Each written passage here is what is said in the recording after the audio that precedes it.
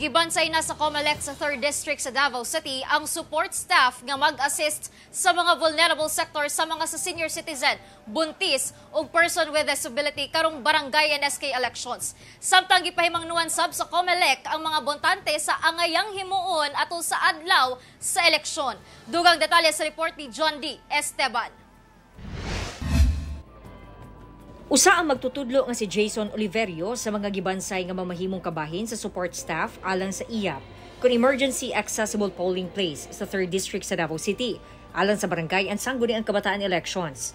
Ang IAP mao'y mamahimong mo-assist sa mga senior citizen, buntis ug PWD sa ilahang pagbutar. And we are the front runner in this kind of election, and by this we'll be able to help those who are in need.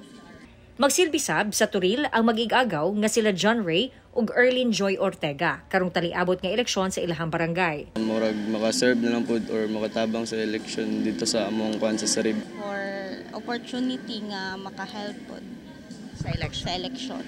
Sumala sa COMELEC, anaa sa 279 ang support staff sa IAP nga mag-serve sa distrito sa adlaw sa eleksyon sa October 30.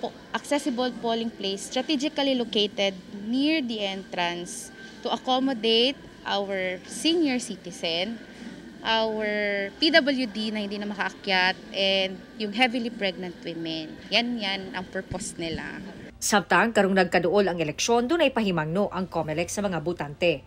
We always remind them na when they go to vote on the day of the elections on October 30, dapat na sila listahan kung kinsa ilahang botohan. Isulat nila daan kung kinsa ilang botohan. And before that, of course, they need to verify ang ilahang mga registration records. Kung active ba sila or baka inactive na sila, deactivated na sila because they failed to vote twice. Unsa lay imong gusto sa quality sa usa ka barangay official? Kailangan mapaila lang dagan sa barangay. Ilang mga damgo saan sa barangay nga ma-improve. Malino ato ang lugar anak ma'am. Nang wala mga dautan na magkuan. Nakahuna-huna ara ka na nakay kandidato nga butaran, nanay listahan wala pa. Wala pa ma'am.